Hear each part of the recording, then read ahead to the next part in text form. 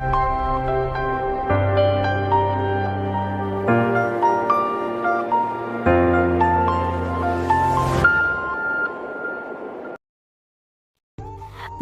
কিরণ নিভে আসছে, অল্প সময়ের ব্যবধানে তার ফুরিয়ে যাওয়ার আশঙ্কা।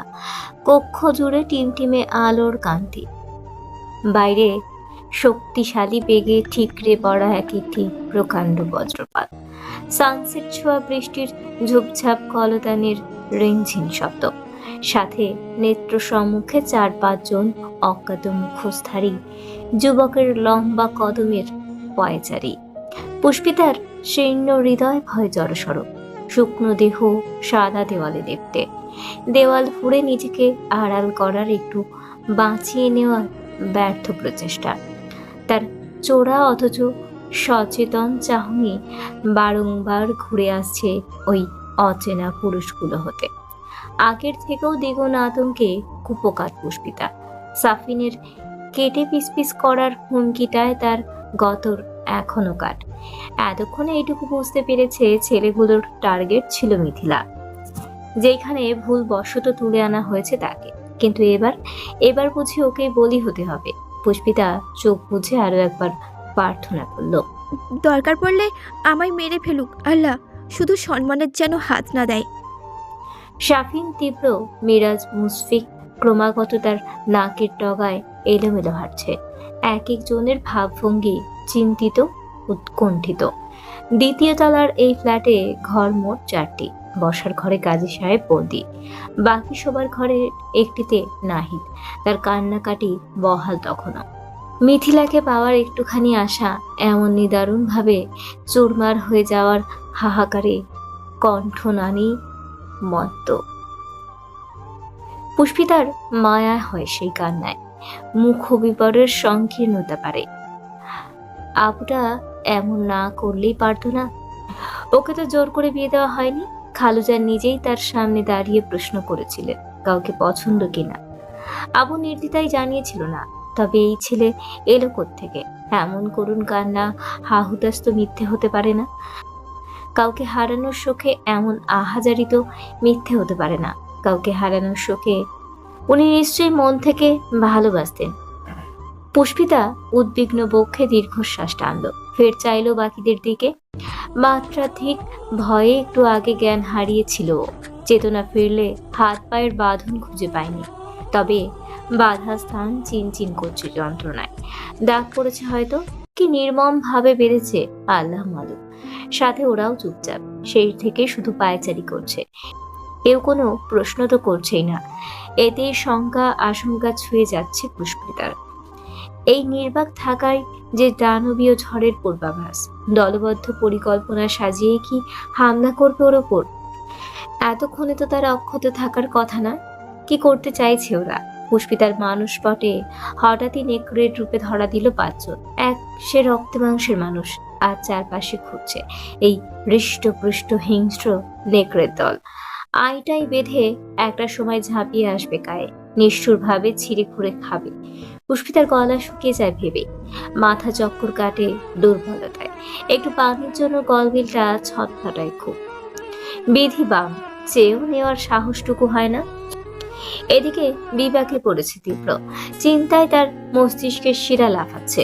ভীষণ বাজেভাবে ব্যথা উঠেছে কপালে। নাহিদকে দেওয়া কথা না রাখতে পারার ব্যর্থতায় দগ্ধ অন্ধকার। মানুষটা সে পাষাণ বলে আখ্যায়িত হলেও বন্ধু আর মায়ের জন্য শতভাগ খাটে। তীব্র রাগে ফোঁসফাঁস করলো। শাফিন আর মিরাজকে দুমদাম চিবিয়ে খাওয়ার ইচ্ছে চলছে ভেতরে। ওদের একটু অসতর্কতায় কি ঝামেলায় না বাঁধল। এমন বুঝলে সে নিজেই যেত, কোনোদিন নির্বোধ দুটোকে পাঠাতো না। এই ভেড়াগুলোকে নাকি এলাকার মানুষ ভয় পায়। আবার নাহিদের কাছে আয়মান বসে, ওকে সামলানোর চেষ্টারত ছেলেটা। হাতে একটুখানি সময় মিলে ও ফের মেয়েটাকে আনতে যেতে পারত, কিন্তু যতক্ষণে সত্যিটা জেনেছে ততক্ষণে সব শেষ, করার কিছু নেই। ওদিকে বসার ঘরে বন্দি পৌরকাজী, এদিকে এই মেয়ে। কোনটাকে নিয়ে কি করবে ভাবলেই মাথায় এলোমেলো হয়ে যাচ্ছে তার। তীব্র আর চোখে একবার পুষ্পিতার দিকে চাইল। অগোছালো কালো চুল তার পিঠে, গালের একাংশ আড়ালে, হাঁটু বক্ষে চেপে কবুতরের ছানার ন্যায় বসে। মেয়েটাকে সাংঘাতিক মাত্রায় ভীতু ওর বুঝতে বাকি নেই, তাই আপাতত জিজ্ঞাসাবাদ বন্ধ। আর করেও বাকি, যেখানে সকল পদক্ষেপ রুদ্ধ সেখানে মেয়েটিকে ঘাটিয়ে কি লাভ? তীব্র দৃষ্টি ফেরায়, মেজাজ শান্ত করতে সিগারেট ধরালো। হুড়হুড়ে ভঙ্গিতে কামরায় ছড়িয়ে পড়ল কুণ্ডলী। খুব আস্তে নিচু স্বরে কেসে উঠল পুষ্পিতা। একই তৃষ্ণার্ত সে। দুয়ে ধোয়ার আক্রমণে গলা শুদ্ধ জ্বলে উঠল যেন। তীব্র এই কাশির কারণ বুঝেনি, বুঝলেও কিছু করতো কিনা সন্দেহ। নিরুৎসাহিত সে সিগারেট ঠোঁটে চেপে কাঠের চেয়ারে বসল গিয়ে। বন্ধ জানালার এক পাশের কপাট খুলতেই বর্ষার ছাট এসে চোখে মুখে লাগলো। কত বেশি মেঝেতে লুটায়। তীব্র মনোযোগী চোখে প্রকৃতি দেখল। অন্ধকারে হাত খুঁজে পাওয়া মুশকিল। বৃষ্টির ধার কমেনি। সম্পূর্ণ ঘর নিস্তব্ধ। হাঁটা ব্যতীত কারোর টাঁটু শব্দ নেই। সাফিন চেয়েও কিছু বলতে পারছে না। দুটো অকাজ করে অপরাধীর ন্যায় চুপচাপ সে। কখন আবার বিট্টুটা ফুঁসে ওঠে ওর উপর। দলের মধ্যে তীব্রর জ্বর সেই বেশি খায়। এই তো তখনকার জ্বরে এখনো গাল ঝিমঝিম করছে কেমন। ও ঘর থেকে আচমকা তারস্বরে ফোন বাজলো। কাজী সাহেবের বাটন ফোনের উৎকট মাথা ধরানো ক্রিং ক্রিং আওয়াজ। সেই শব্দে পুষ্পিতার শক্তিহীন শরীরটা ফের কাঁপে, নড়ে চড়ে ওঠে। ভয়ার্ত ভ্রান্ত নজর চারপাশে গোলায়। সবকিছু আগের মতো দেখে শান্তভাবে চোখ বুঝল। চক্ষুপটে হানা দিল রাহাতের পাফিন আর মমতাময়ী সালমা বেগমের আনন খানি। আচ্ছা, সবাইকে জেনে গিয়েছে দেশের বাড়িতে নেই। মনে নিশ্চয়ই খুঁজছে খুব। রাহাত কাঁদছে বোধ হয়। বাকিরাও কি খুঁজছে তাকে? আপুর বিয়েটা কি হয়েছে? ছেলেগুলো যদি এখন ওকে রেপ করে মেরে ফেলে, তাহলে তার কোনোদিনও ফেরা হবে না ওদের কাছে। সারা জীবনের জন্য তার পথ চলা এখানে স্তব্ধ। পুষ্পিতা বেশি কিছু ভাবতে পারল না। বীভৎস কথাগুলো মনে করলেও বক্ষ স্পন্দন থমকে যাচ্ছে। আজকের এই রাত এত ভয়ানক কেন? কেন এত জঘন্য? এই জঘন্যতম অনুভূতির কবলে পৃথিবীর কোনো মেয়েই না পড়ুক। কাজী সাহেবের পিঠে বাঁধা হাত নিষ্পিস করছে।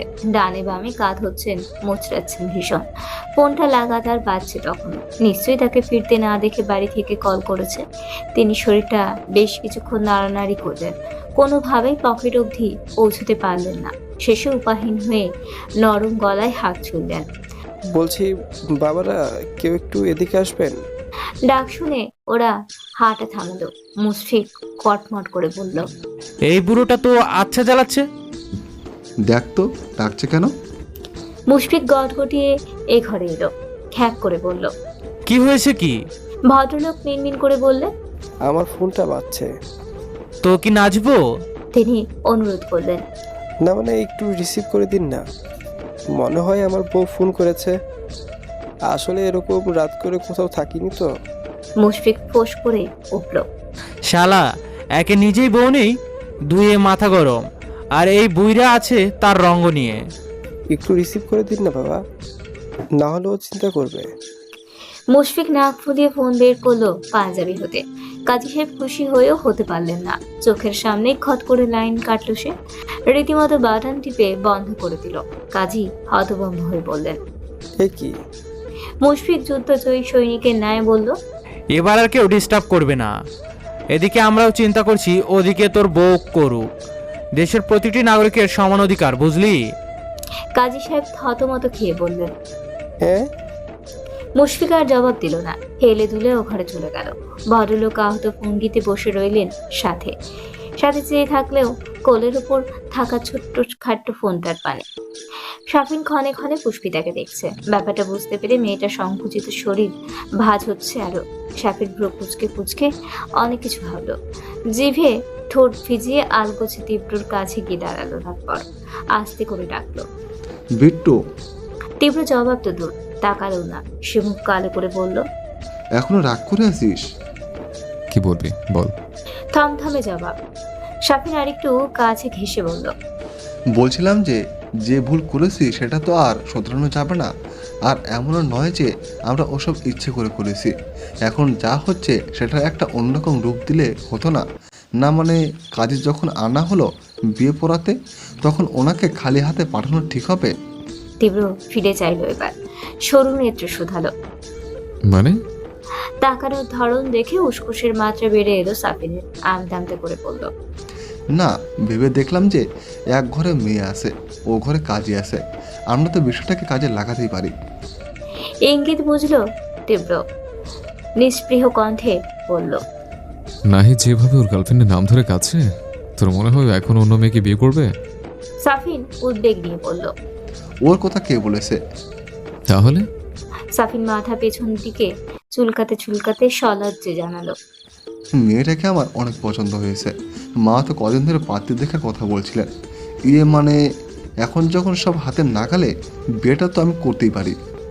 তীব্র আশ্চর্যের চোখে চাইল, পরপর দাঁত খিজে বলল। চরমোনা একটা তো হয়নি, আর এটা খাবি? সাফিনের মিটিমিটি লাজুক হাসিটা মুহূর্তেই মুছে যায়। তীব্রর রুষ্ট চাহনি দেখেই সতর্ক কদমে ছিটকে দাঁড়ায় তবে ওই খসখসে পাথরে হাতের মার খাওয়ার ইচ্ছে ফের নেই। ঠোঁট ফুলিয়ে পড়ল। ভালো লাগে না তুই সবসময় আমার সাথে এমন করিস। তীব্র চোখ পাকালো। ফোট এখান থেকে। সাফিনার কথা বাড়ালো না, দুঃখপ্রদ মন নিয়ে ফিরে গেল স্থানে। পুষ্পিতা একটু পর পরই ওদের দেখছে, বুকের মধ্যে ঢিপ ঢিপে কম্পন। সেই লুকানো দৃষ্টি যখন বাঁক নিল তীব্রর দিকে, মেরুদণ্ড শটান হলো অমনি। মানুষটার আবিল অক্ষিপট এদিকেই তার উপর। নজরে নজরে মিলতেই কিঞ্চিত হতমত খেল সে। সেকেন্ডে তড়িৎ বেগে চিবুক নামিয়ে আনলো গলায়। তীব্র সম্পূর্ণ সিগারেট শেষ করে উঠে দাঁড়ালো, শেষটুকু জানালা দিয়ে বাইরে ফেললো। তার দীর্ঘদেহী কালো অপয় প্রদীপের আলোতে বিম্ব তুলল দেওয়ালে। পুষ্পিতা আশঙ্কায় সিটিয়ে আসে। লোকটা ওভাবেই তাকিয়েছিল, এখন আবার ওর দিকেই আসছে না তো। তীব্র জুতোর শব্দ শোনা যায়, তবে পুষ্পিতার নিকট নয়, বন্ধুদের কাছে গেল সে। চাহনি নামিয়ে শুধু লম্বা পদযুগল দেখলো পুষ্পিতা। স্বস্তির শ্বাস বেরিয়ে এলো বক্ষ চিরে। ওদিকে চল, কথা আছে। নাহিদের কামরায় ঢুকলো তীব্র, বাকিরা পেছনে গেল। পটাপট মাথা তুলল পুষ্পিতা। উৎসুক চোখে নিরীক্ষণ করে নিশ্চিত হলো ওদের প্রস্থান। ফাঁকা ঘর, ফাঁকা, কেউ নেই। পালানোর এটাই উপযুক্ত সময়। ঝটপট উঠতেই যাবে, হঠাৎই আরমান এলো সেখানে। কথাবার্তা না বলেই সেই চেয়ারে গিয়ে বসলো। পুষ্পিতা বুঝে গেল তাকে পাহারা দিতেই আসা। পালানো আর হলো না, নিহত ভঙ্গিতে বসে রইল আবারও। মেয়েটাকে ফেরত দিয়ে আসতে হবে। মিরাজ সচেতন গলায় বলল, যাব, কোনো ঝামেলা হলে? ঝামেলা যাতে না হয় সেভাবে যেতে হবে, আর হলেও বা চিন্তা নেই, আমি আছি। মুশফিক মাথা হেলিয়ে বলল। আমিও তাই ভাবছিলাম, শুধু শুধু একটা মেয়েকে আটকে রেখে তো লাভ নেই। সাফিন ছোট কণ্ঠে বলল। আমার প্রস্তাবটা রাখলে পারতি। তীব্র চোখ গরম করতেই ব্যস্তভাবে বলল, ঠিক আছে ঠিক আছে, সকাল হলে আমি নিজেকে দিয়ে আসবো। তীব্র হাসলো, বিদ্রুপ করে বলল, তুই বিড়ালের কাছে কেউ মাছ পাহারা দেয় শুনেছিস? মিরাজ মুশফিক ফিক করে হাসলো। সাফিন ঠোঁট উল্টায়। আমি অতটাও খারাপ নই। তীব্র ঘোষণা দিল। মেয়েটাকে আমি পৌঁছে দেব, আর সেটা সকালে নয়, এক্ষুনি। ওরা হতচেতন হয়ে চাইল। মুশফিক বলল, এক্ষুনি? এখন কিভাবে? বাইরে ঝড় বৃষ্টি। থাক, যেহেতু মস্ত বড় একটা ব্লান্ডার করেছে, ওটা তো সারা রাত আমাদের সাথে রাখা ঠিক হবে না। দ্বিরুক্তি করলো না কেউ। সায় মিলিয়ে বলল, আচ্ছা, যা ভালো বুঝিস। নাহিদ কান্না থামালো সহসা, হুলুস থুলুস পা দিয়ে বলল, আমিও যাব মিথিলা। এইটুকুতে মিরাজ ধমকে ওঠে। চুপ, তোর মিথিলার গুষ্টি গিলাই শালা। রাত বাজে 1টা, মিথিলা বসে আছে এখনো?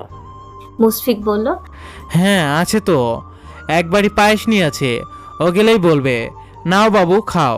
আহাম্মক কোথাকারে, ভালোবাসলি যখন একটা ভালো মেয়েকে বাসতি। কি পেয়েছিলি ওই মেয়ের ভিতর? কি লোভী! শুনলাম তো সব। বিয়ের রাতেও বয়ফ্রেন্ডের থেকে আংটি নিয়ে নাচতে নাচতে আসতে চায়, যত সব। নাহিদ ভেজা গলায় বলল, তোরা এখন আমাকে নিয়ে মজা নিচ্ছিস তাই না? নিবি তো। কখনো কি কাউকে ভালোবেসেছিস নাকি? সব তো করিস নষ্টামি। মুশফিক তেতে ওঠে। নাহিদ মুখ সাম। অর্ধপথে তীব্র আটকে দেয়। থামবে তোরা? মুশফিক থামল, তবে চেহারায় নাহিদের প্রতি পরিষ্কার বিরক্তি।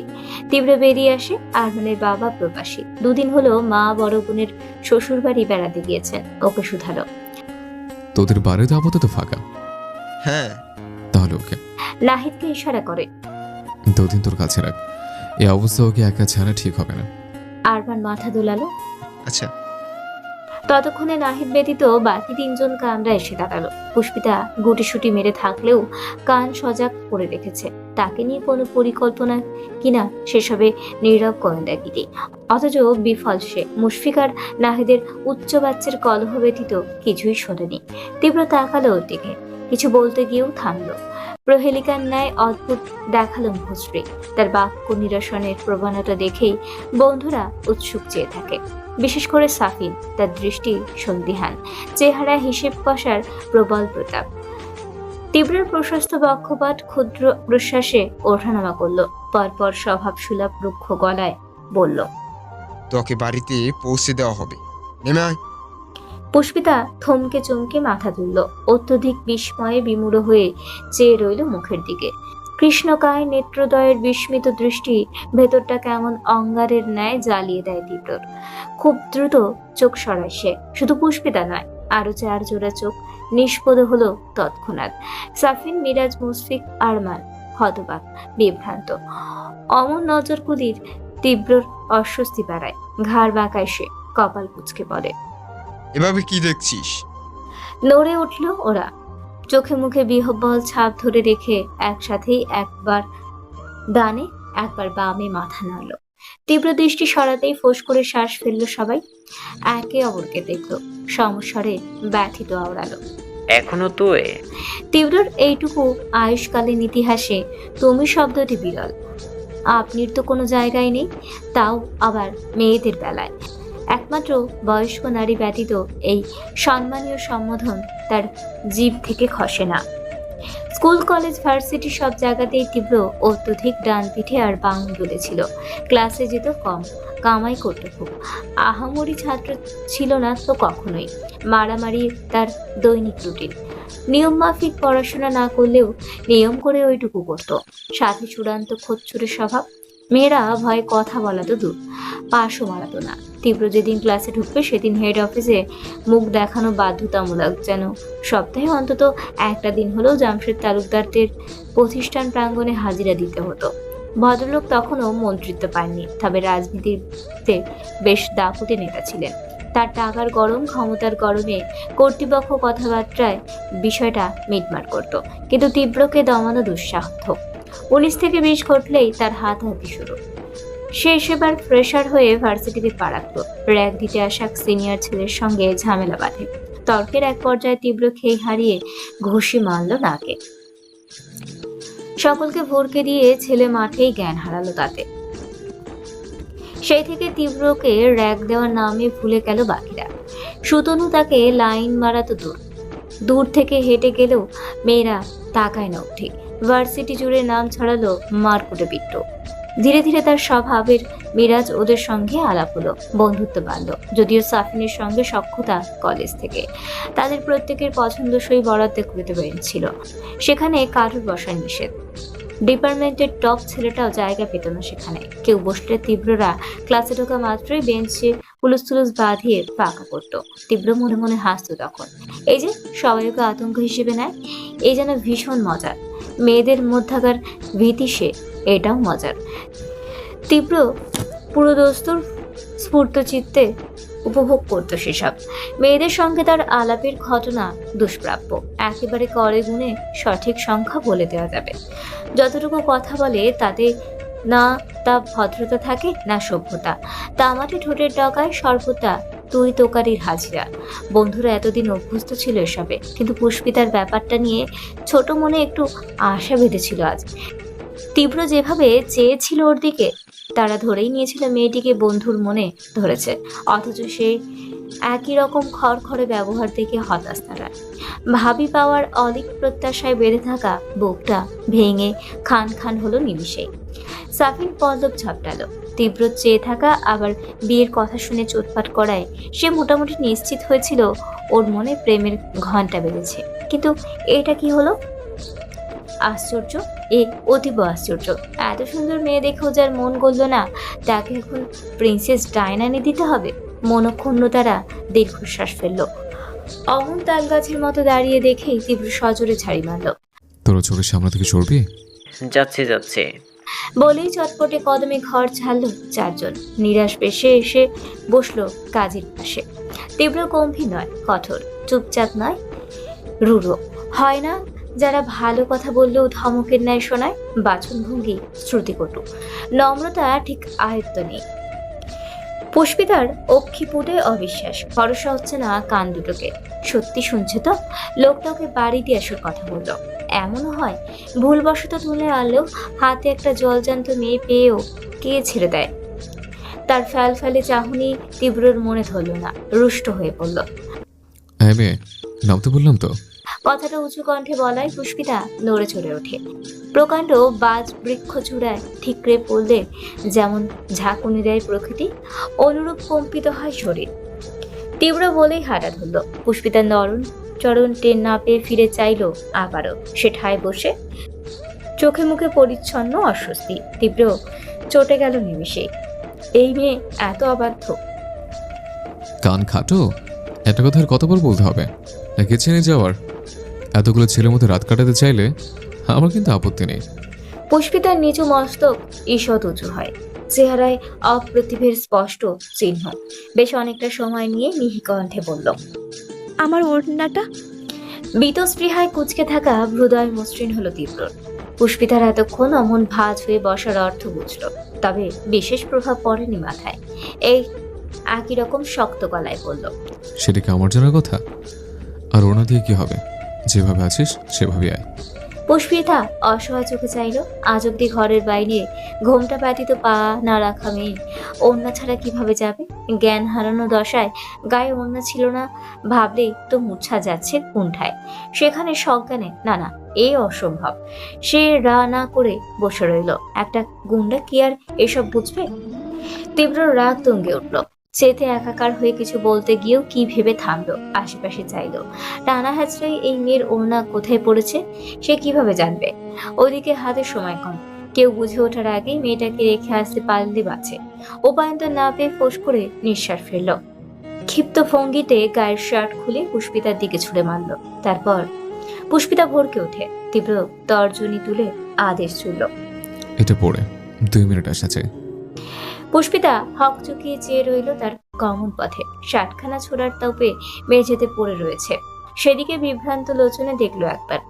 এখন একটা অচেনা পুরুষের কাপড় গায়ে জড়াতে হবে। সে নিজের দিকে পুনর্বার চোখ বোলালো।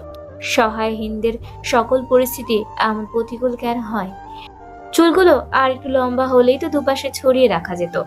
নিরুপায় হয়ে তীব্র চেক শার্টটা হাতে তুলল পুষ্পিতা। ভাগ্য যে আর কত কি দেখাবে। কাছে আনতেই তা থেকে সিগারেট ঘাম আর মদের গন্ধ ভক ভক করে নাকে লাগে। পেটে ঢুকে নাড়ি ভুড়ি অব্দি পাক খায়। দুরন্ত সেটাকে ছিটকে ফেলে দিল। তীব্রর গায়ে শুভ্র সেন্ডু গেঞ্জি, মাংসলো ফর্সা বাহু নগ্ন। বসার ঘরে এলো। উপস্থিত প্রত্যেকের কপাল গোছালো। এই তো গায়ে জামা দেখে এলো। গেল কই? তীব্র এসে মেঝেতে রাখা নাহিদের ব্যাগ খাতালো। ভেবেছিল এক্সট্রা শার্ট থাকবে, কিন্তু কয়েকটা শাড়ি ছাড়া কিছুই নেই। তিরিক্ষি মেজাজে বিড়বিড় করলো। সারা নিজের জন্য কিছু আনেনি। সূচক শব্দ করলো ক্ষোভে। আরমান জিজ্ঞেস করলো, দর্শন প্রশ্নের মধ্যেই অতি ধীর পায়ে হাজির হলো পুষ্পিতা। পরনে জামার উপর তীব্র শার্ট, একেবারেই অন্য পন্থা না পেয়ে গায়ে জড়িয়েছে। বোতাম পেছনের কলার দিকটা সামনে দেওয়া। রোগাশোকা হওয়ায় স্বাস্থ্যবান তীব্র জামা ঢুলছে বাতাসে। আরমান বাকিটুকু আর বলতে পারেনি। সহসা থেমে গেল। বাকিরা বিস্ময়ে দাঁড়িয়ে পড়লো বসা থেকে। তীব্র শার্ট কোনো মেয়ের শরীরে। এই পৃথিবীর কাঁপানো আমূল ভুল পরিবর্তনের ঘটনাচক্রে তারাও কিং কর্তব্য বিমূঢ়। মীরাজ চক্ষু ঝাপটে তীব্রর দিকে চায়, আবার পুষ্পিতাকে দেখে। হতচকিত সে টেনে টেনে বলল, বন্ধুগণ, আমি কি অন্ধ হয়ে গেছি? আর যাহা দেখিতেছি আপনারাও কি তাহাই দেখিতে পাইতেছেন? এক একজন হতচেতন থেকেই মাথা ঝাঁকায়, অথচ তীব্র নির্বিকার। তার মধ্যে এসব ভাবনা চিন্তা দেখা গেল না। নিরুত্তর বের হতে নিলেই মুশফিক বলল, এই বুড়োটাকে কি করব বললি না তো? কাজী সাহেব চুক্তি করেছিলেন। কথাটা শুনে কতর নাড়াচাড়া দিল। ভয়ে ভয়ে চাইলেন তীব্রর দিকে। এই যে পালের গোদা, সে কি আর বোঝেনি? এখন এই ছেলে তাকে হত্যার আদেশ দেবে না তো? মিনমিনিয়ে অনুনয় করলেন, আমাকে ছেড়ে দিন, আমি তো কিছু করিনি। তীব্র একটু চুপ থেকে বলল, এটা কি সকালে সাথে করে পৌঁছে দিয়ে আসবে? বাড়ির ঠিকানা এলাকা ভালো করে চেনে রাখবে। বাই এনি চান্স যদি মুখ খোলে একেবারে ঘরে গিয়ে জবাই করে আসবো। বাড়ি দিয়ে আসার কথা শুনেই পৌরার চোখ মুখ চকচকিয়ে ওঠে। ছাড়া যে পাবে এই ঢের, মুখ খুলবে কোন দুঃখে? কোন রকম জানে বাঁচলেই হলো। পেছনে সংকীর্ণ শরীরে লক্ষ্মী মেয়ের মতো দাঁড়িয়েছিল পুষ্পিতা, দুশ্চিন্তায় নিমোদিত। জবাই শব্দটা শুনতেই আটকে উঠল অচিরা। ঝুলে পড়ল চোয়ালটা। কোটর থেকে বাইরে আসতে চাওয়া চোখ দুটো বিকট করে চাইল তীব্রর চওড়া পিঠের দিকে। ত্রাসের শুকনো ধারালো তীরটা গতিতেই এসে ফুসফুস ছিদ্র করে চলে গেল। এমন ভয়াবহ লোকেদের খপ্পরে পড়েছে ভাবতেই মাথা ঘুরছে। কোন রকম রুদ্ধশ্বাসে দাঁড়িয়ে রইল সে। তীব্র দৃষ্টি ফেলল তার উপর। পুষ্পিতার এমন গোল গোল চোখ দেখে কর্কশ স্বরে বলল, কি ব্যাপার, দাঁড়িয়ে থাকতে বলেছে? সামনে হাট। পুষ্পিতা হুঁশে ফেরে ঝটপট আঁখি নামায়। হাঁটবে কি, পায়ে জড়ি যে নেই, সব ঠক ঠক করছে ডরে।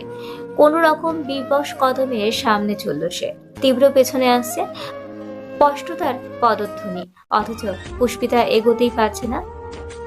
খুব গ্রাসে অপ্রসারিত মস্তক, মনে হচ্ছে এক্ষুনি একটা ছুরি এনেই তীব্র পোজ বসাবে গলায়, নলি কেটে ওকে ঝুলিয়ে দেবে গাছে। তীব্র তার পিলপিল কদম মারাতে সময় লাগেনি, ওকে ফেলে এগিয়ে যায় সে। গাড়ি ঘুরিয়ে নিয়ে আসে সামনে, নীরবে উঠতে বোঝায়। পুষ্পিতা দোয়া পড়তে পড়তে চুপচাপ পেছনের দরজা খুলে বসলো। গাড়ি ছুটতে দেখে জানলা থেকে চোখগুলো ফেরত এলো। আরমান আশাহত কণ্ঠে আওড়ালো, এ জন্মে কি বিট্টুটার প্রেম হবে না গাইস? বাকিরা ভগ্ন হৃদয় মাথা নাড়ল, যার মানে শুনশান নেশে। রাস্তায় এক দুটো যানবাহন, হেডলাইটের আলো ছাড়া বাকি সব অন্ধকার। বাতাসের ঝাপটা প্রবল, ঝড় কমলো, বৃষ্টি আছে। বাজ পড়ার মিহি আওয়াজ, জানালা দরজা বন্ধ। গাড়ির চালক এক ভয়ানক গুন্ডা। পুষ্পিতার দেহ যতটা পারছে সেটে যাচ্ছে দরজায়। যা কিছু ঘটলো আজ, সব কেমন দুঃস্বপ্নের মতো লাগছে। বিশ্বাস অবিশ্বাসের মাঝে দোদুল্যমান যেন। সে কি সত্যিই বাড়ি ফিরছে? এই দুর্ভাগা মেয়েটির ওপর সৃষ্টিকর্তা এত প্রসন্ন কবে হলেন? জীবনে কোনোদিন সালমার আঙুল ছাড়া এক কদম হাঁটেনি। স্কুল কলেজ সবখানে যাওয়ার সময় তিনিই রিকশায় তুলে দিতেন, আবার ছুটির সময় দাঁড়িয়ে থাকতেন গেটে। তখন নুহার পাশাপাশি থাকতো, দুজন আনন্দ চিত্তে সঙ্গী হতো যাত্রার। সেই মেয়ে প্রথমবার একটা অপরিচিত মাস্তানের সঙ্গে একা গাড়িতে বসে। ভাবলেও শরীরের সব লোমকূপ সচকিত দাঁড়িয়ে যাচ্ছে শঙ্কায়। পর মুহূর্তে চোখ মুখের আতঙ্ক, একটু নিভৃতা। লোকটা নিশ্চয়ই অতটাও খারাপ নয়, খারাপ হলে ওকে ফেরত দিতে যেত না। গতকাল মিথিলার গায়ে হলুদের হুজুগে এক ফোঁটা ঘুমায়নি পুষ্পিতা। সারাদিন ছুটেছে কাজে, গাড়ির হেলদোলে এখনো চোখ বুজে আসছে। তাই তন্দ্রায় পুষ্পিতার মাথাটা হেলে পড়তে চাইল। অকস্মাৎ মেয়েলি মন ছলকে উঠল সন্দেহে। এত রাতে ঝড়ের মধ্যে ওকে বাড়িতেই পৌঁছে দেবে তো? এমন ভালো পুরুষ নিশ্চয়ই দুনিয়াতে আসেনি। কোনোভাবে ওকে বেঁচে দিতে নিয়ে যাচ্ছে কি? পুষ্পিতার সত্য স্বস্তিটুকু শেষ। বরফ বাতাসে পালিয়ে গেল ঘুম। একেবারে তটস্থ বেশে কাঠ হয়ে বসে রইল এবার। এদিকে তীব্রর মেজাজ টনটন করছে ক্রোধে। আতরাতে একটা মেয়েকে নিয়ে রওনা তো করলো। রাস্তায় ট্রাফিক পুলিশ ধরলে জামশেদ তালুকদারকে যে আগে ভাগে কিছু জানাবে, ফোনটাও তো আনেনি সাথে। শেষে সব বানচাল না হলেই হয়। গাড়ি চলছে অনেকক্ষণ, গাড়ি বেশ জোরালো, হুড়হুড় করে এগোচ্ছে ঢাকা। তন্মধ্যে আজানের মধুর সুর এলো ভেসে। পুষ্পিতা নড়ে চড়ে বসলো, চাইলো বাইরে। এত দূর ওকে নিয়ে এসেছিল ছেলেগুলো, কোথায় আছে এখন? কতক্ষণ লাগবে আর? পুষ্পিতার অবিশ্রান্ত জীব নিষ্পিস করছে খুব। জিজ্ঞেস করবে কি না থাক। গুন্ডাটা যা বদমেজাজি, শেষে রেগে গেলে তক্ষুনি নীরব গাড়িতে তীব্রর উষ্ণ কণ্ঠ শোনা যায়, ভুল করে এনেছিলাম বলে নিজে পৌঁছে দিচ্ছে। যদি এ নিয়ে কোনো ঝামেলা হয় বা পরিবারের লোকজন আইনে কোনো ইস্যু ক্রিয়েট করে, পরবার কিন্তু আর ফেরত দিতে আসবো না। বোঝা গেল? উত্তর জানতে ভিউ মিররে চাইল। কি শীতল হুমকি! পুষ্পিতার বুক ধুকপুক করছে, কাঁপছে। আয়নাতেই চোখাচোখি হলো। ত্রাসিত নজর নামিয়ে মাথা কাত করল সে। কচ্ছপের বেগে সূর্য উঠেছে পূর্বে, সদ্য সদ্য মলিন প্রভাব লহরী। সুবিধে খোঁজার আশায় রাস্তায় কাক পক্ষেও নেই, শুধু দোয়েলের কিচকিচ শব্দ। বাড়ির গেট সম্পূর্ণ ফাঁকা, দারোয়ান নেই দেখেই গাড়ি এখানেই এনে থামালো তীব্র। পুষ্পিতার চোখ ছলকে উঠে চিরচেনা পাশ দেখে। এখনো প্যান্ডেল টাঙানো, লাইট বসানো, বাড়ি দেখেই উত্তেজনায় টকবগায় তার সমস্ত কোষ। তীব্র কচ নামাতেও পারেনি, হন্তদন্ত ভঙ্গিতে বেরিয়ে পড়ল। কিছু বুঝে ওঠার আগেই রকেট বেগে ছুটে ঢুকে গেল ভেতরে। আচমকা ব্যাপারটাই তীব্র হতভম্ব হয়, চোখ নাক কুচকে বলে। আজব মেয়ে তো। এদিকে টানা কয়েক ঘন্টা একইভাবে মাস্ক আর ক্যাপ পরে চুল আর নাকের ছিদ্র বেশ অনেকক্ষণ যাবৎ সুরসুর করছিল। তুতনির আশপাশে ঘামে চটচটে। তীব্র একটানে ক্যাপ খুলে চুলে আঙুল চালালো। গাড়ির হুইল ঘোরাতে ঘোরাতে মাস্ক খুলে ফেলে দিল বাইরে। বাড়ির দারোয়ান স্তব্ধ হয়ে চেয়ে রইলেন, হাতের তালুতে দাঁত মাজার গুঁড়া। বৃহৎ নেত্রে দেখে গেলেন তীব্র যাওয়াটুকু। গতরাতে সালমার চিৎকার কান্নাকাটিতে শুধু বিল্ডিং নয়, পুরো এলাকায় ছড়িয়ে গিয়েছে পুষ্পিতা নিখোঁজ। এমনকি আজকেই থানায় জিডি করার কথা। সবার মতো তিনিও জানতেন পুষ্পিতাকে পাওয়া যাচ্ছে না, কিন্তু গাড়ির শব্দ, সে মেয়ে ছুটে যাওয়া, পরপর তীব্রকে সশরীরে দেখে নড়াচড়া বেমালুম ভুলে বসলেন। অমন দাঁড়িয়ে দাঁড়িয়ে ঘটনা একের পর এক সাজালেন লোকটি। দুয়ে দুয়ে চার মিলিয়ে মাথা ঝাঁকালেন, বিড়বিড় করে বললেন, মেয়ে তাহলে সারা রাত বিট্টু মাস্তানের সঙ্গে ছিল। সূর্য তখন দিগন্তের ওপরে। আলো ফুটতে না ফুটতেই শহরের ফিলিং স্টেশনে মানুষের ভিড়। ঢাকায় পঙ্গপালের মতো ছুটে চলা জনজীবন প্রতিটা দিনের মতো ব্যস্ত আজও। ঘড়িতে 7টা ছুঁয়েছে। নীরত্নগরে তখন কিচকিচে হল্লোড়। এমন সাত সকালেই এক গাদা ফাইলপত্র বগল দাবা করে তালুকদার বাড়িতে হাজির হয়েছেন আবুল হাসান। গতকাল রাতেই জামশেদ তালুকদার তলব পাঠিয়েছেন টেলিফোনে। দুটো জমির কেনার ব্যাপারে হিসেব নিকেশের বিরাট বন্দোবস্ত সারবেন। জামশেদ মানুষ হিসেবে বিন্দুগত, অতিরিক্ত রাত জাগা, বেলা করে ঘুমানো, অসময়ে খাবার গ্রহণের নথি তার নেই। মাত্রই নাস্তা সেরে বসেছেন, কাপের রং চা ফুরাতে না ফুরাতেই হাজিরা দিল আবু। জামশেদ বসার ঘরের সেন্টার টেবিলেই কাগজপত্র মেলে বসলেন। পাশে বিনয়ী ভঙ্গিতে দাঁড়িয়ে আবু। বসতে বললেও বসলেন না। ওনার গদগদ কণ্ঠের এক উত্তর, স্যার আপনার সামনে আমি কি করে বসি? লোকটার এই অমায়িক দাসত্বে বরাবরই প্রসন্ন হন জামশেদ। আজকেও সমান হলেন। এই তুষ্টতায় কতবার যে আবুলের মাইনে বাড়িয়েছেন তিনি। দুজনের আলাপ আলোচনার মধ্যেই দোরগোড়ায় পা রাখল তীব্র। চোখ দুটো ছাপানো তন্দ্রা, মুখ বিবরে জল জলে ক্লান্তি। সোনালি চুলের অবস্থা দফা রফা, ফর্সা চেহারায় অবসন্নতায় মুদেছে ভীষণ। তার শুভ্র কেটসের শব্দে মুখ তুললেন দুজনে। যথারীতি তীব্র 11টার আগে ঘুম থেকে ওঠে না। পিতা যতটা সময় নিষ্ঠ, পুত্র ততোধিক উদাসীন খামখেয়ালি। সে মানুষকে এই ভোর ভোর চৌকাঠে দেখে অবাক হলেন জামশেদ। প্রশ্ন ছুড়লেন সবেগে, রাতে বাইরে ছিলে? তীব্র হেঁটে এসে সোজা বাবার মুখোমুখি সোফাটায় বসলো। হালকা ফোমের নরম গদি দুলে উঠল তোপে। অলস ভঙ্গিতে দুপাশে ছড়ালো মাংসালো হাত। জবাবের বদলে পাল্টা প্রশ্ন করল, বাড়ি ফেরে না ফেরে তার খোঁজও রাখেন না? ইঙ্গিতে শোধিত বিদ্রুপ। জামশেদ রাগতে চেয়েও রাখলেন না, শান্তভাবে শুধালেন, ফেরোনি কেন? কি করছিলে? তীব্র বাধ্যগত উত্তর দেয় না, আবুলের দিকে চেয়ে ভ্রু গোছায়। এত সকাল সকাল এখানে কি করছে? তার এইভাবে তাকানো, তার উপর হঠাৎ কথার বাণী থতমত খেলেন আবুল। অপ্রস্তুত হাতে নাকের চশমাখানা উপরে ঠেললেন একটু। হাসার চেষ্টা চালিয়ে জানালেন, জি স্যারের কিছু হিসাবের খাতা দেখাতে এসেছি। জামশেদের মনোযোগ ছেলের উপর। সূক্ষ্ম নেত্রে দেখছেন ওকে। গায়ে জামা নেই, অগোছালো, বিশৃঙ্খল ভাবমূর্তি। কটাক্ষ করে বললেন, তা সারা রাত কোথায় ছিলে? নিশ্চয়ই কোনো ক্লাবে মদের আড্ডায়, না হলে জুয়া, তাস এসবে, তাই তো? তীব্রর পরিশ্রান্ত জবাব। রোজ রোজ এক কথা জিজ্ঞেস করে কি মজা পান? অতিষ্ঠ শ্বাস ফেললেন তালুকদার। অসহ্য ভঙ্গিতে আওড়ালেন, তোমার মধ্যে ন্যূনতম লজ্জাও নেই। আশ্চর্য, যেটা নারীর জিনিস সেটা দিয়ে আমি কি করব? বিফল পরাস্ত ভঙ্গিতে মাথা নাড়লেন জামশেদ। তীব্র নিরুৎসাহিত হাই তুলল। আবুল হাসান চোখ এপাশ ওপাশ করে দুজনকে দেখছিলেন।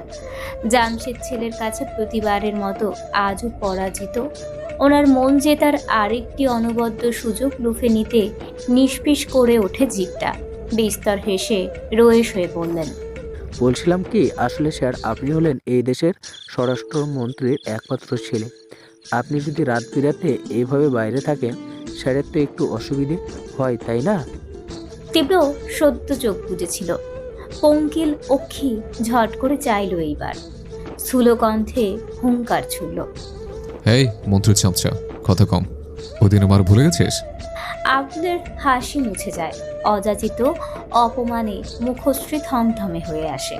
জামশেদ বিরক্ত গলায় বললেন, তীব্র, আবুলের বয়স আমার কাছাকাছি, অন্তত একটু ভদ্রভাবে কথা বলতে পারো তো। তীব্র মুখের উপর বলল, পারি না। আপনাকে তো আপনি বলছেন, সামান্য ওভারলোডেড। আপনি সে আনন্দেই থাকুন। এইসব নিয়ে মাথা ঘামে যে সময়টা নষ্ট হবে, সেটুকু বাঁচিয়ে বরং আমার মাকে দিন। দ্বিতীয়বার উত্তর পেলেন না জামশেদ। উষ্ণ চোখে খিটমিট করে চেয়ে রইলেন শুধু। প্রবল একখানা ইচ্ছে জাগলো ছেলের সাদা গালে ঠাস করে প্রকাণ্ড চর বসানোর। পারলেন না। ধৈর্য চাটা করে রাগ ঢাক পিষে বাধ্য হয়ে চোখ রাখলেন খাতায়। তীব্র এত কিছু খেয়াল করলে তো ভ্রুক্ষেপহীন সে। তার মতো বসে এদিক ওদিক চাইল প্রথমে, পরপর উঁচু গলায় ডাক ছুড়ল, মা, মা। জামশেদ মনোযোগে ব্যাঘাত পেলেন।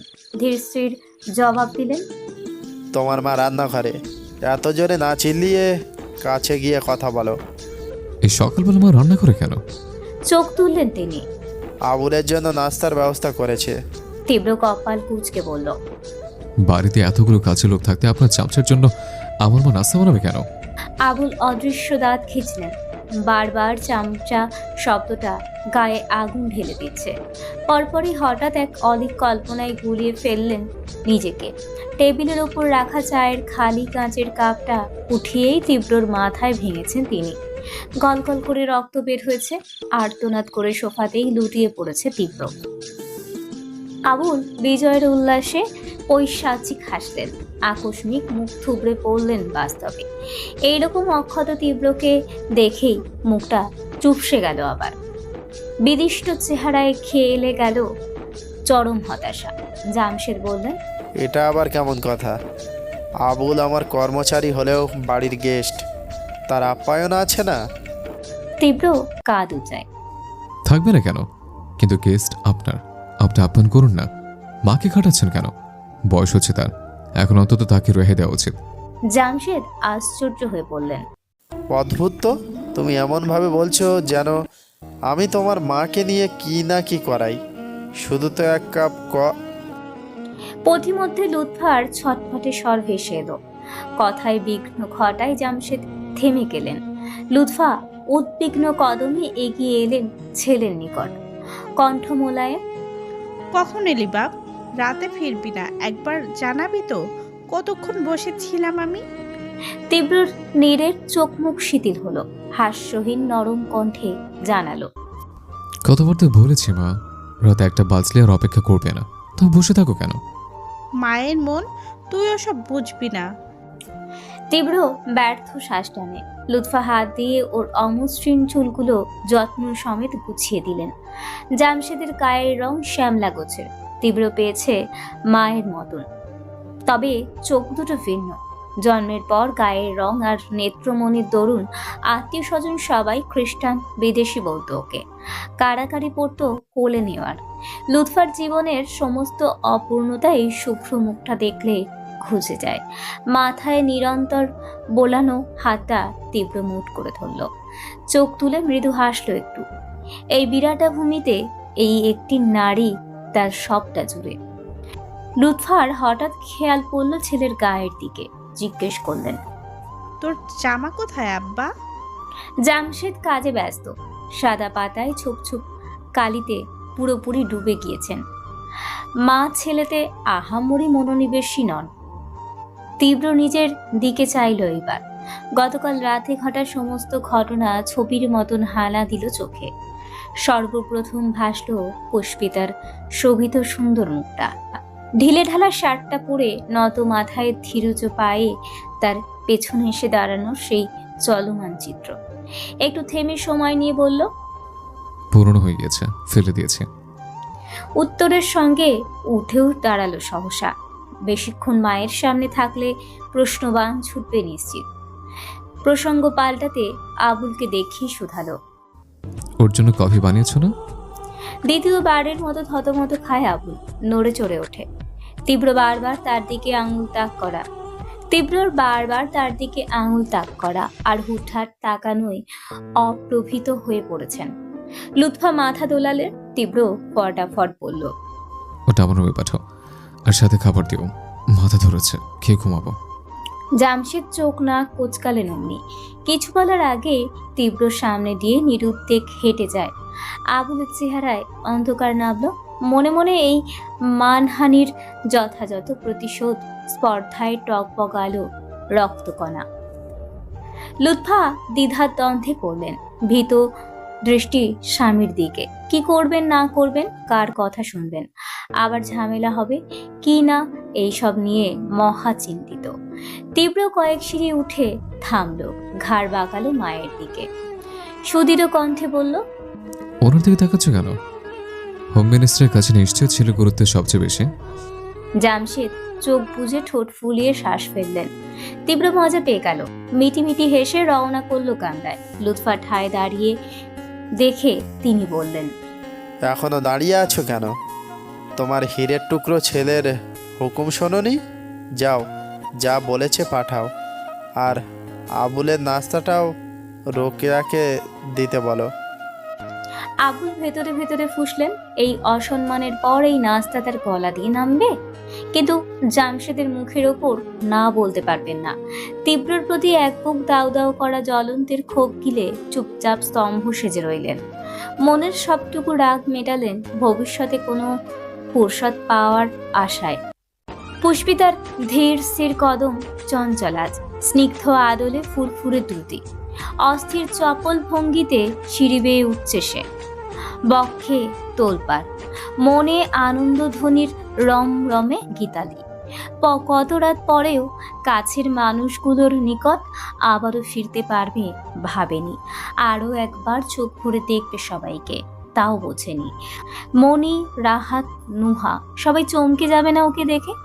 তাদের সবার সান্নিধ্য পুনর্বার পাওয়ার উচ্ছ্বাসে লোভে পুষ্পিতার শীর্ণতনু উত্তেজিত হয়। সে কয়েক ধাপ নিচ থেকেই ঘরের দিকে চাইল। সদর দরজা হা করে খোলা।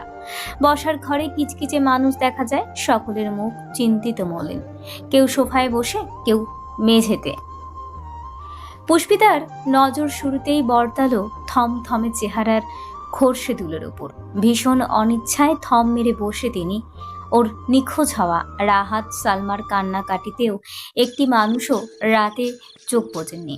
চক্ষু লজ্জার আয়ত্তে পড়ে ওনাকেও বসে থাকতে হয়েছে। ঘুমাতে গেলেই যদি সন্দেহ করে কেউ, খোরশেদুল ভেতরে ভেতরে দ্বিগুণ খেপেছে নেতে। মেয়েটা বিদেয়ী হয়েও এক ফোঁটা শান্তি দিয়ে গেল না। বাবার কাছে ফ্লোরে পা গুটিয়ে বসে রাহাত। ক্ষুদ্র রাঙা ঠোঁট তীর তীর করছে, কান্নায় ফোলা বাচ্চা মুখ। তার পাশে মামা মামি আরো অনেকে। ও পাশের সোফায় খোরশেদুলের বৃদ্ধ পিতামাতা বসে। পৌরার বয়স হলেও শক্ত সামর্থ্য চেহারা। পুষ্পিতা নীরবে সালমা বেগমকে খুঁজল, পেলেও এক সময়। দেওয়ালে মাথা পিঠ মিশিয়ে বসে উনি, পরনের শাড়ি সহ বিধ্বস্ত দশা, শুষ্ক চোখ, নিষ্প্রাণ। কোটর সদ্য শুকালেও গালে স্পষ্ট জলের দাগ। গলা বসেছে কান্নায়। নুহা ওনাকে আগলে রাখা দুহাতে। ওদের ফেরার কথা গতকাল, বিয়ে শেষ হলেই, কিন্তু প্রিয় বান্ধবীর লাপাত্তা হওয়ার দরুন যেতে পারেনি। নুহার মা ফিরে গিয়েছেন, তার চাকরি ছুটি নেই। সবার মধ্যেও মিথিলাকে দেখা গেল না। পুষ্পিতা বুঝল বিয়ে শেষ ওর। আজই হয়তো শ্বশুর বাড়ির প্রথম ভোর। সে পিলপিল কদমে চৌকাটে এসে থামে। তন্মধ্যে সালমার নাক টানার আওয়াজ এলো। ডুকরে কেঁদে উঠলেন ফের। একটু পরপরই হচ্ছে এমন। নুহা তাকে সামলাতে কিছু বলতে চাইল, বাক্য নিঃসরণের পূর্বেই চোখ পড়ল দরজায়। পুষ্পিতার সাথে চোখাচোখি হতেই ছ্যাদ করে ওঠে বক্ষপট। সেকেন্ডে সজোরে চিৎকার করলো, পুষ্পিতা! এক কথায় চমকে গেল সকলে। নাদানো চোখ মুখ গুলি সজাগ হয়ে তীরের বেগে নিক্ষেপ হয় ওদিকে। পুষ্পিতা ছলো ছলো চোখে, ঠোঁটে হাসি টানলো, নরম পা টেনে ভেতরে ঢুকলো। নুহা উল্কার বেগে দৌড়ে গিয়ে জড়িয়ে ধরলো ওকে, হাঁসফাঁস করে শোধালো, পুষ্পিতা, তুই তুই কোথায় ছিলে? সবাই তোকে কত খুঁজছে জানিস? বসা থেকে দাঁড়িয়ে গিয়েছে সবাই, উৎসুক যাদের চাহনি। ভোর ভোর পুষ্পিতার হাজিরায় বিভ্রান্ত সমান। খোরশেদুল স্তম্ভিত, কপালে গাঢ় ভাঁজের পরিচ্ছন্ন রেখা। বিষ্টু মাস্তান পুষ্পিতাকে নিয়ে আবার ফেরত দিয়ে গেল কেন? তিনি সূক্ষ্ম চোখে ওর আবাদো মস্তক দেখলেন। নজরে বিঁধল পুষ্পিতার পরনের চেক শার্ট। এই শার্টের মতো অবিকল একটা কাল সেই গুন্ডাটার গায়েও দেখেছিলেন না? বিট্টু ওকে তুলে নিয়ে গিয়েছিল, এই ব্যাপারে সে নিশ্চিত। চাক্ষুষ সাক্ষী। তাহলে আবার শার্ট পরিয়ে সাদরে পাঠিয়েও দিল। এই মেয়ের রূপ দেখিয়ে কি ঘায়েল করলো ওদের?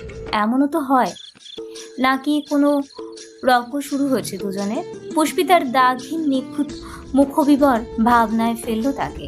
একটা গুন্ডার দল কোনো মেয়েকে তুলে নিয়ে গেলে এমন অনাহত কি করে পাঠায়? খোরশেদুল নেতিবাচক মন্তব্য উগড়ে দিতে হাঁ করতে নিলেন, কিছু একটা ভেবেই থেমে গেলেন আবার। এখন মুখ খোলা মানে নিজেরই বিপদ টাকা। একবার যদি সবাই টের পায় তিনি সব জানতেন, রক্ষে থাকবে না। তবে এখন আর কিছু করার আপত্ত দূর হয়েছে, ভাবলেও লাভের কিছু হয়নি।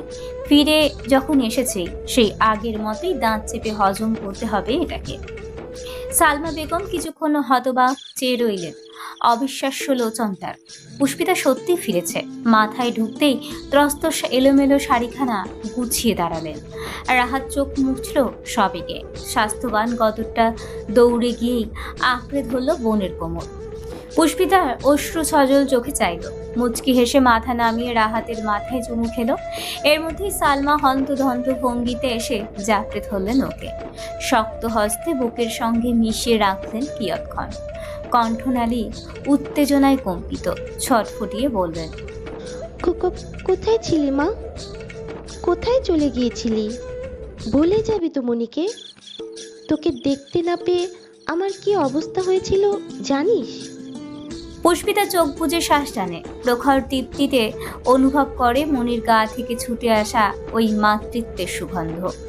উপস্থিত অনেকেরই তীক্ষ্ণ চোখ তখন তার উপর আবর্ত হয় গোটা দেহে।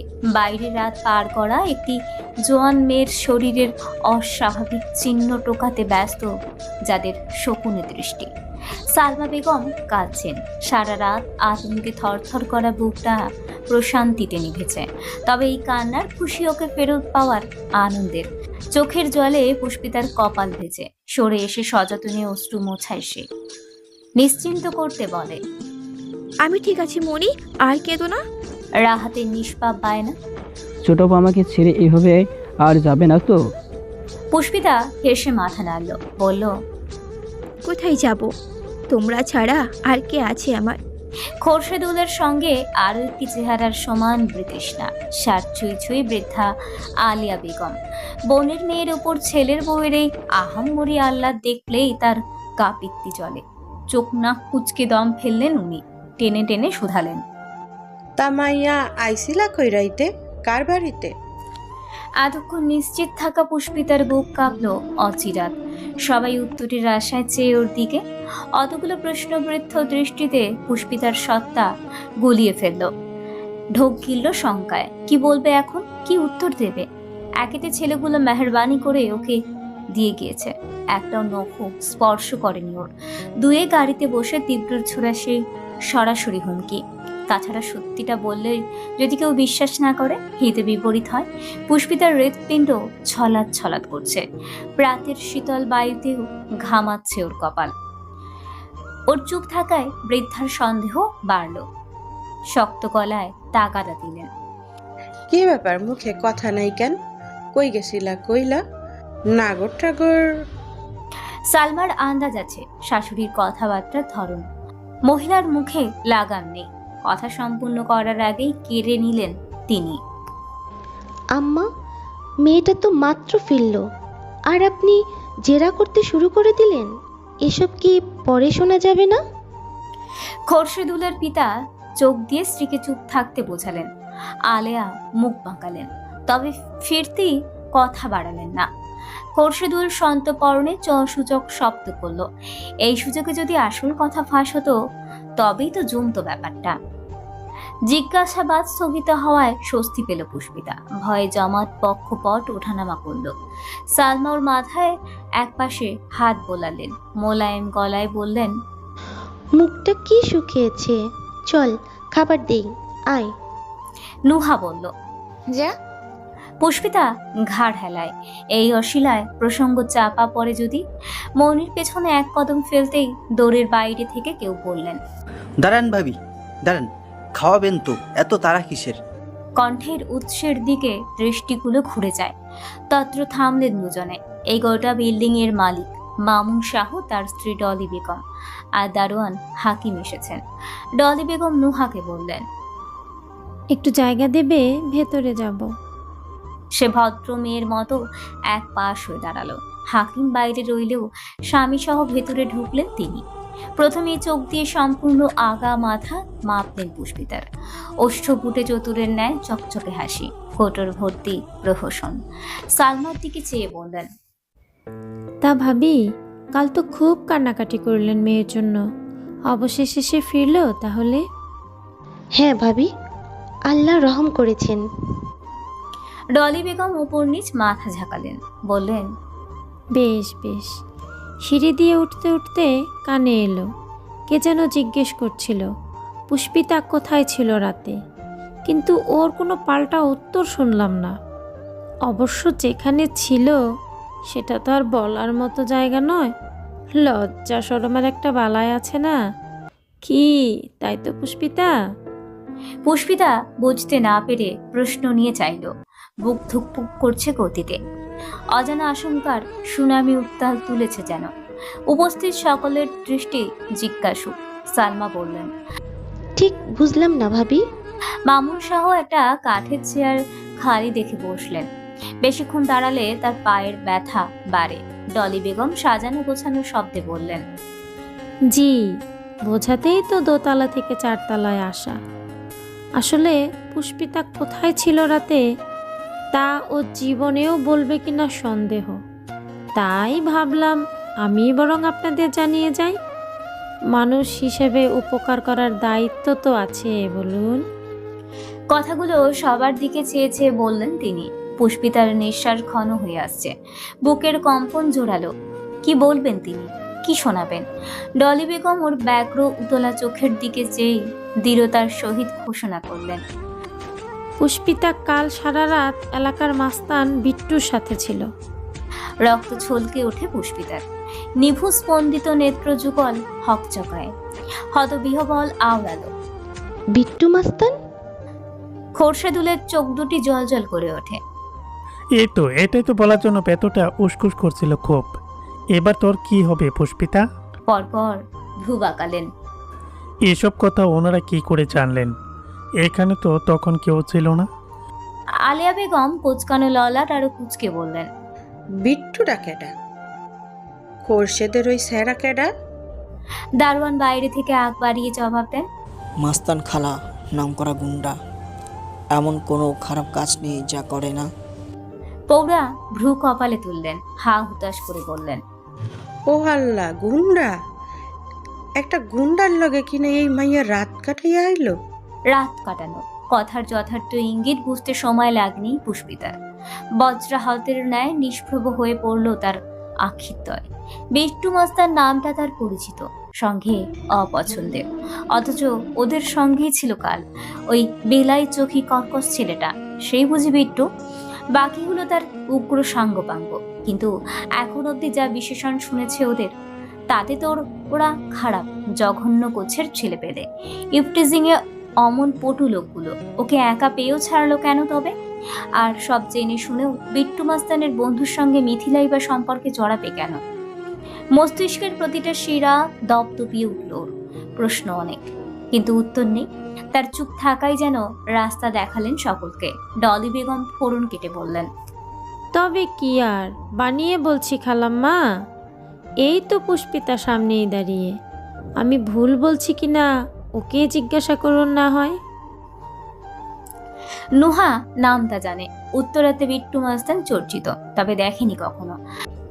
সে আর এই কি একই লোক?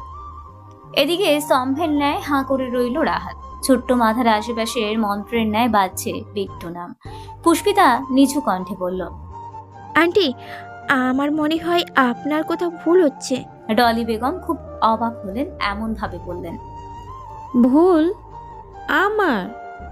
আচ্ছা বেশ, মানলাম আমি ভুল বলছি, কিন্তু হাকিম তো সব দেখেছে। ওই বলুক।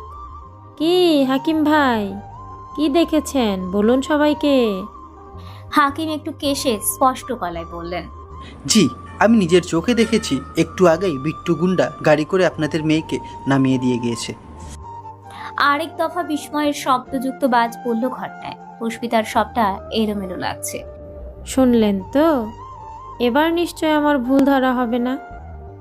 পুষ্পিতা যদি বিট্টুর সঙ্গে নাই থাকবে, তবে ওকে পৌঁছে দিল কেন? ওর কাছেই বাসে গেল কি করে? পুষ্পিতার শ্বাস আটকে আসছে, বিচলিত চেহারায় কণ্ঠনালী অবরুদ্ধ। নুহা ওকে টেনে নিজের দিকে ফেরায়, উতলা হয়ে শুধায়, চুপ করে আছিস কেন, বল কিছু। সত্যি কি বিট্টু মাস্তানের সঙ্গে ছিলি তুই? পুষ্পিতা দিশেহারা দশায় জিভে ঠোঁট ভেজালো। চরিত্রে কালি লেপনের করুণ চিত্র স্পষ্ট দেখছে সে। থেমে থেমে বলল, আমি জানি না, আমি ওদের কারোর মুখই দেখিনি। ডলি কণ্ঠ শৃঙ্গে তুলে বললেন, ওদের? তার মানে আরও ছিল পুষ্পিতা? ঠিক কজনের সাথে ছিলে তা নিশ্চয় বলতে পারবে। জড়বুদ্ধির মতো এতক্ষণ সবটা শুনছিলেন সালমা। কথা কোথা থেকে কোথায় গড়াচ্ছে ভেবেই বাকরুদ্ধ তিনি। ডলির শেষ কথাটায় স্ফুলিঙ্গের ন্যায় জ্বলে উঠলেন এবার। ঠিক করে কথা বলুন ভাবি। আপনি কারো কথার ভিত্তিতে এভাবে আমার মেয়ের চরিত্র নিয়ে আজে বাজে বলবেন না। আমি আজে বাজে কথা বলবো কেন? আমার কি ঠেকা পড়েছে বলুন? হাকিম গিয়ে বলেছে বলেই তো জানলাম। উনি কি বলেছেন কি বলেননি তা দিয়ে আমি কি করব?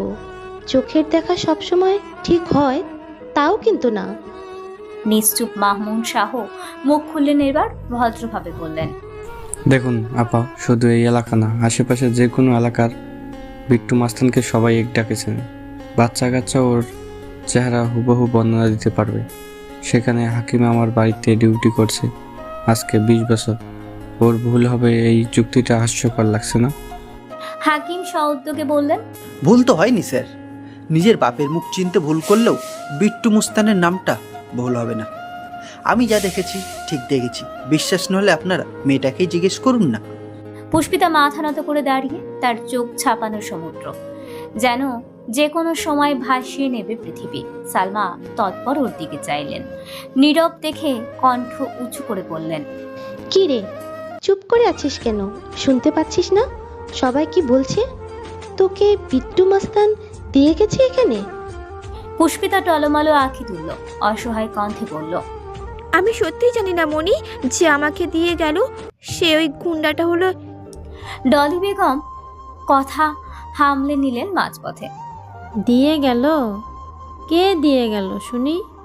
এর মানে তুমি স্বীকার করলে পুষ্পিতা, বিট্টু না হলেও তুমি কোনো ছেলের সঙ্গে নিশ্চিত ছিলে? ছিলাম, কিন্তু আপনারা যা বোঝাতে চাইছেন তেমন কিছুই হয়নি। ওরা কেউ আমাকে ছোঁয়নি অবধি। আলেয়া উপহাস করে বললেন, আইসে আমার সতী সাবিত্রী, রাত কাটাইয়া আইলো আর এরে নাকি সই নাই। আজকাল গো পুরুষ মানুষে লেদা মাইয়া সারে না, সেই হানি ওরে নাকি এমনি এমনি সাইরা দিছে। নুহা চেতে বলল, আপনি একজন বয়স্ক মানুষও আন্দাজে কথা বলছেন কেন? পুষ্পিতাকে বলুক সবটা, না শুনে লাফাচ্ছেন। খোরশেদুল পিঠে দুহাত বেঁধে সবটা দেখছেন শুনছেন, ঠোঁটের কোনায় উপভোগ্য চাপা হাসি। হাকিম বাইরে থেকে বললেন, কি আর বলবে ও মেয়ে, ওকে দেখেই তো সব সাপ সাপ বোঝা যাচ্ছে। আচ্ছা আপনারাই বলুন, একটা গোটা রাত জোয়ান মেয়ে বাড়িতে নেই, ভোরবেলা বাড়ি ফিরলো, তাও পরনে ছেলেদের পোশাক। এতেই কি সবকিছু প্রমাণ হয় না? ডলি তাল মিলিয়ে বলল। চেঁচা হ্যাঁ তাই তো, বাড়িতে ওঠার সময় ঘোমটার জন্য চেহারাও দেখা যায়নি ওর। সে কেন ওড়না ছাড়া পরপুরুষের জামা গায়ে দাঁড়িয়ে এখনো? এ জামা কার বলুন, আপনারাই বলুন। চেঁচামেচিতে চারপাশের ফ্ল্যাটের লোকজন জমা হয়েছে। উত্তরে ঠিক ঠিক ধ্বনি তুললেন কতকে। পুষ্পিতা ঠোঁট চেপে ধরল কান্না আটকাতে। শ্বাসনালী ছিঁড়ে ঘুরে যাচ্ছে। এমনভাবে সম্মানের আহুতিও লেখা ছিল কপালে। এর চাইতে ওদের হাতে কিছু একটা হলেই হয়তো ভালো হতো। সালমা এতক্ষণে পুষ্পিতার বেশভূষায় নজর দিলেন। মেয়ে ফেরার আনন্দে যা খেয়াল করেননি, এতক্ষণে মনোযোগী হলেন তাতে। পুষ্পিতার খোলা অবিন্যস্ত চুল, পরনে অচেনা এক পুরুষের কাপড়। নিজেই এলোমেলো হয়ে গেলেন নেতিবাচক ভাবনায়। ত্রস্তর হাত চেপে এপাশে নিয়ে এলেন। পুষ্পিতা ভড়কালো খানিক। সালমা কণ্ঠ চেপে বললেন, আমার কাছে বল, কাল কি হয়েছে? সত্যিই তুই ওই গুন্ডাটার সঙ্গে ছিলি? বিট্টু কি তোকে তুলে নিয়ে গেছিল?